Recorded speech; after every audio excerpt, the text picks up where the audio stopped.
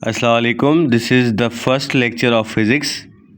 Physics के बारे में हम पढ़ेंगे। फ़िज़िक्स का जो आपका यूनिट नंबर 1 है उसका नाम है फ़िज़िकल क्वांटिटीज़ एंड मेजरमेंट। तो सबसे पहले ये याद रखा करें कि जो आपका टॉपिक है उसको अच्छे से समझ लें। जब वो आपको अच्छे से समझ में आ जाएगा तो आपको पूरा चैप्टर समझ में आ जाएगा। तो फ़िज़िकल क्वांटिटीज़ का मतलब क्या है, ठीक है। फिज़िकल थिंग्स तो आपको पता है, जो चीज़ जिसको हम टच कर सकें, महसूस कर सकें, देख सकें, उनको फिज़िकल थिंग्स कहा जाता है। फिज़िकल क्वांटिटीज़ कौन सी होती हैं? फिज़िकल क्वांटिटीज़ वो क्वांटिटीज़ होती हैं दैट कैन बी मेजर्ड, जिसको हम मेजर कर सकें। मिसाल के तौर पर लेंथ है, किसी भी चीज़ की लेंथ है, आप मेजर कर सकते हो। बुक की लेंथ को आप मेजर कर सकते हो। इसके अलावा आपका मास है, मास आप किसी भी चीज़ का मास भी मेजर कर सकते हो। टाइम भी आप मेजर कर सकते हो। इसके अलावा आप टेम्परेचर मेजर कर सकते हो, स्पीड मेजर कर सकते हो। तो ये सारी चीज़ें क्या हैं? फिज़िकल क्वांटिटीज़ हैं, ठीक है। Quantities that can be measured are called physical quantities. And measurement और उनकी मेजरमेंट को हम इस चैप्टर में पढ़ेंगे। अच्छा, यहाँ पर नेचर की डेफिनेशन दी गई है। कहीं भी आपसे पूछा जा सकता है कि व्हाट इज़ नेचर, तो आप बताएं कि nature is described as a pragmatic set of rules followed by all the things around us. Nature एक ऐसी चीज़ है जिसके अंदर प्रैग्मेटिक रूल्स हैं। प्रैग्मेटिक का मतलब है प्रैक्टिकल रूल्स हैं, रियल लाइफ रूल्स हैं, जो कि दुनिया की सारी चीज़ें उसको फॉलो करती हैं। It is something which is much greater than the imagination of humans. इंसान इसको तसव्वुर भी नहीं कर सकते। इट इज़ ऑब्जर्वेबल, आप बस इसको ऑब्जर्व कर सकते हो, थोड़ा सा नोटिस कर सकते हो। It is surprising but it is somehow explainable, लेकिन आप इसको एक्सप्लेन कर सकते हो। ऑब्जर्व हो गया और एक्सप्लेन हो गया, अब एक्सपेरिमेंट की बारी है। Its architecture has been designed with very beautiful patterns, strict rules but with simplicity. A science which explores the nature is physics. यहाँ पर फिजिक्स की डेफिनेशन भी उन्होंने दे दी कि ऐसी साइंस जो कि नेचर को एक्सप्लोर करे वो फिज़िक्स है। मिसाल के तौर पे आपने देखा होगा कि अपने वक्त पर रात होती है, अपने वक्त पर दिन होता है, ठीक है। रात को आपको सितारे नज़र आते हैं, दिन को नज़र नहीं आते। सूरज किस तरफ गुरूब होता है, ठीक है। ज़मीन जो है वो किस गर्दिश में घूमती है। तो एक सेट ऑफ रूल्स हैं जो कभी चेंज नहीं हो सकते। यूनिवर्सल रूल्स जो होते हैं वो कभी चेंज नहीं होते। तो ये स्ट्रिक्ट रूल्स होते हैं, लेकिन इसमें से सिंपलिसिटी भी होती है। तो वो साइंस जो ऐसे रूल्स को एक्सप्लोर करे वो फिज़िक्स कहलाती है। अब यहाँ पे सवाल पूछ रहे हैं, why do we study physics, हम क्यों इस फिज़िक्स को पढ़ते हैं। देखें, which device will you choose to measure the length of a small cylinder. एक छोटा सा सिलेंडर हो इतना, उसकी जो लेंथ है वो आप कौन सी चीज़ से मेजर करेंगे। तो आपके जहन में फटाफट ही आ जाएगा कि जो हमारे पास स्केल होता है हम उससे उसकी लेंथ को मेजर कर लेंगे। तो यू आर राइट। लेकिन आगे चलें, how will you determine the thickness of peace of wire. एक छोटी सी आपके पास अगर तार है, वायर है, या छोटी सी बिजली की तार है या सोलर की तार है, तो उसकी थिकनेस को आप कैसे डिटरमाइन करेंगे, कौन से इंस्ट्रूमेंट से डिटरमाइन करेंगे। या फिर how will you find the volume of small stone, एक छोटे से पत्थर का जो वॉल्यूम है वो आप कैसे डिटरमाइन करेंगे। Why ice floats while a coin sinks in the water, जब आप पानी में बर्फ़ को डालते हो तो वो तैरती है, जब एक आप सिक्के को डालते हो तो वो डूब जाता है, क्यों। After learning this unit you will be answer these and other similar questions. तो जब आप ये यूनिट पढ़ेंगे तो इन सारी चीज़ों का जवाब दे सकते हैं, ठीक है। इसका भी जवाब फिर आप दे सकेंगे कि why do we study physics. तो ये सारी चीज़ें आपको फिज़िक्स से ही जवाब इनका मिल जाएगा। अच्छा, ये जो चीज़ें होती हैं हम इनको स्किप कर देते हैं, लेकिन ये मोस्ट इंपॉर्टेंट चीज़ें होती हैं। यहाँ कोटेशन लिखी हुई है, no one undertakes research in physics with the intention of winning a prize. कोई भी फिज़िक्स के अंदर जो है वो रिसर्च इसलिए नहीं करता कि हम कोई प्राइज़ जीतें। वो इसलिए करता है, क्यों, क्योंकि it is the joy of discovering something no one knew before. आप इसलिए फ़िज़िक्स में रिसर्च करते हो कि आप चाहते हो हम ऐसी चीज़ डिस्कवर करें जिसके बारे में किसी को पहले इल्म ना हो। तो ये स्टीफन हॉकिंग ने फ़िज़िक्स के बारे में कहा है। यहाँ पर है, physics derived from ancient Greek language से फ़िज़िक्स को लिया गया है। फिजिकोस मीनिंग नॉलेज ऑफ नेचर। ये पीछे भी हमने पढ़ा कि नेचर के बारे में जो नॉलेज आती है वो फिजिक्स से आती है। तो knowledge of nature is called physics. तो फिजिकोस से लिया गया है, ग्रीक वर्ड है। फिर है इंट्रोडक्शन ऑफ फिजिक्स। ये one of the most basic and ancient science है physics. The word science refers to the study of fact by collecting information through observation, presenting it in a mathematical way, justifying the idea with experiment, and finally making a conclusion about the fact. मैंने आपको chemistry का lecture भेजा, उसमें मैंने आपको बताया था कि साइंस किस तरह काम करती है। सबसे पहले आप कोई चीज़ ऑब्जर्व करते हो, ठीक है। ऑब्जर्व करने के बाद आप उसकी थ्योरी देते हो, थ्योरी देने के बाद आप उस पर एक्सपेरिमेंट करते हो। फिज़िक्स में आप उस पर मैथमेटिकल वे में एक्सपेरिमेंट करोगे, ठीक है।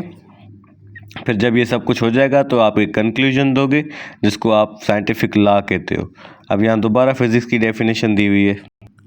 इसमें बता रहे हैं physics is the branch of science which observes the nature, represents it mathematically and conclude with the experiment. Physics ऐसी ब्रांच है साइंस की जो नेचर को ऑब्जर्व करती है और फिर उसको मैथमेटिकली रिप्रेजेंट करती है, दिखाती है, शो करती है और फिर कंक्लूजन भी देती है एक्सपेरिमेंट के साथ, ठीक है। अब आ जाएं आप इधर। तो मेन ब्रांचेज ऑफ फिजिक्स कौन सी हैं? सबसे पहले हमारे पास mechanics. This branch of physics is mainly concern with the laws of motion and gravitation. जो आपका मैकेनिक्स है इसमें आप दो चीज़ें पढ़ते हो, एक तो मोशन, दूसरा ग्रेविटेशन। मोशन का मतलब होता है मूवमेंट, किसी भी चीज़ की मूवमेंट को मोशन कहते हैं। तो और इसके अलावा ग्रेविटेशन, जो ग्रेविटी है अर्थ की, इन दोनों चीज़ों के बारे में जो हम जिस ब्रांच में पढ़ते हैं वो है मैकेनिक्स, ठीक है। ये मैकेनिक्स को डिस्क्राइब करने के लिए एक रोलर कोस्टर दिखाया गया है कि आप इसमें जैसे मूवमेंट हो रही है, ये जब आप इतनी स्पीड से कहीं से मूव करते हो ना, तो ये देखें यहाँ से इनको गिरना चाहिए नीचे, लेकिन ये रोलर कोस्टर में नीचे नहीं गिरते बिकॉज ऑफ फिजिक्स। फिर थर्मोडायनामिक्स, ये दो वर्ड से बना हुआ है, थर्म और डायनामिक्स, ठीक है। थर्म का मतलब होता है हीट और डायनामिक्स का मतलब होता है मूवमेंट। तो heat and movement. Thermodynamics deals with heat and temperature and the relation to energy and work. तो थर्मोडायनामिक्स में हम हीट और टेम्परेचर के बारे में पढ़ते हैं और उनकी वजह से जो एनर्जी या वर्क पैदा होता है उसको हम कहते हैं थर्मोडायनामिक्स। तो थर्मोडायनामिक्स को डिफाइन करने के लिए इन्होंने ये एक तीली की पिक्चर दी है माचिस की, जिससे आप आग जला रहे हो, ठीक है। हीट की वजह से आग जल रही है, आपको एनर्जी भी मिल रही है या एनर्जी ज़ाया हो रही है और वर्क भी हो रहा है, ठीक है। उसके बाद electricity is the study of properties of charges in rest and motion, ठीक है। जो चार्जेस होती हैं इलेक्ट्रॉन्स, उनके बारे में पढ़ना इलेक्ट्रिसिटी कहलाता है, चाहे वो रेस्ट में हो चाहे वो मोशन में हो। आपके पंखे का बटन बंद है तो रेस्ट है, चल रहा है तो मोशन है, एनर्जी पास हो रही है तो मोशन है, एनर्जी पास नहीं हो रही लेकिन एनर्जी मौजूद है तो वो रेस्ट है। उसके बाद है magnetism is the study of magnetic properties of material. जो आपका मैग्नेट होता है, ठीक है, ये रहा मैग्नेट, ये हाथ के ऊपर रखा हुआ है लेकिन यहाँ पर उसको आयरन की चीज़ें फिर भी उसको अट्रैक्ट कर रही हैं, तो ये मैग्नेटिज्म को डिफ़ाइन कर रहा है, ठीक है। तो इसके बारे में पढ़ने के लिए हम मैग्नेटिज्म का सहारा लेते हैं। Atomic physics deals with the composition, structure and properties of the atom. नाम से ही पता चल रहा है कि एटॉमिक फिजिक्स है, तो एटम के बारे में, उसकी कंपोजिशन, उसका स्ट्रक्चर, कि एटम किस तरह का बना हुआ है, उसके अंदर कौन कौन सी चीज़ें हैं, उसको हम एटॉमिक फिजिक्स में पढ़ते हैं। उसके बाद है आपका biophysics. It is concern with the application of physical methods and explanation to biophysical system and structure। तो बायोफिज़िक्स के नाम से ही हमें पता चल रहा है कि बायोलॉजी एंड फिज़िक्स। तो it is a type of science that uses physics to study how living things work.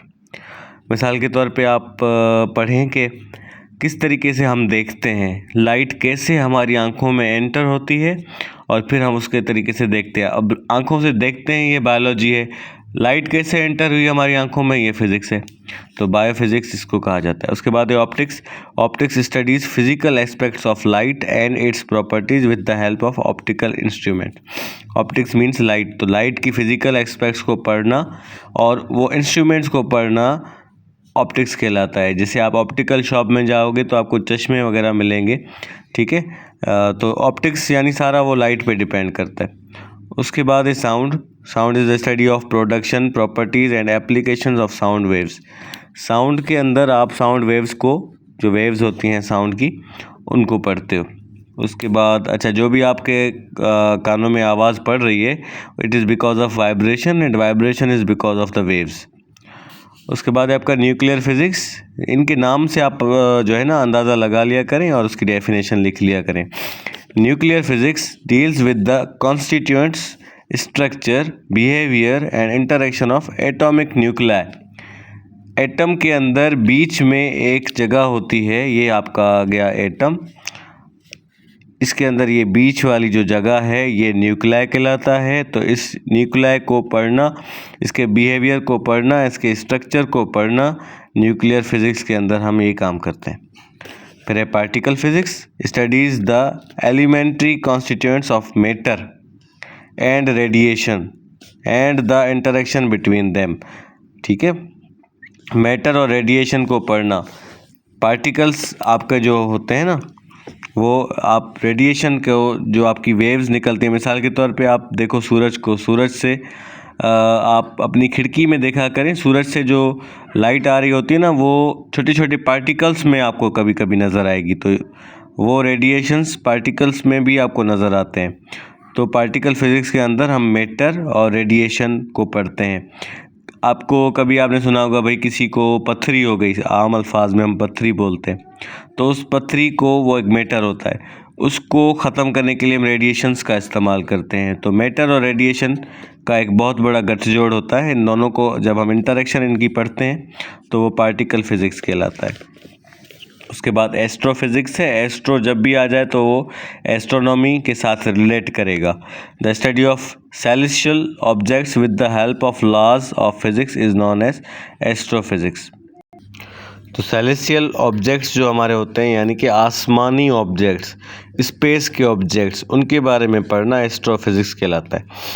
फिर आपका है plasma physics. It is concern with the properties of highly ionised atoms of forming a mixture of bare nuclei without electrons and electrons। Plasma physics मैंने आपको पहले भी आपको कहा था कि फोर्थ स्टेट ऑफ मैटर जो है वो प्लाज्मा है।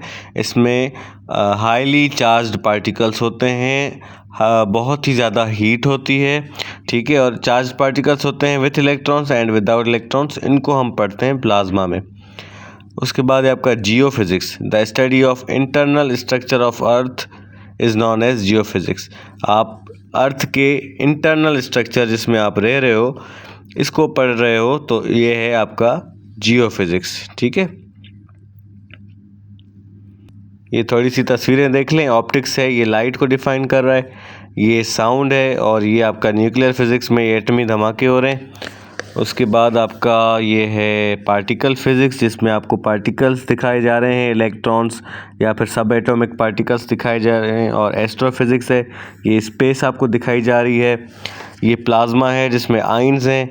और ये जियो फिज़िक्स है, ठीक है, और इसमें लावा वगैरह निकल रहा है, अर्थ के अंदर से चीज़ें निकल रही हैं। ये आपका जियो फिज़िक्स हो गया।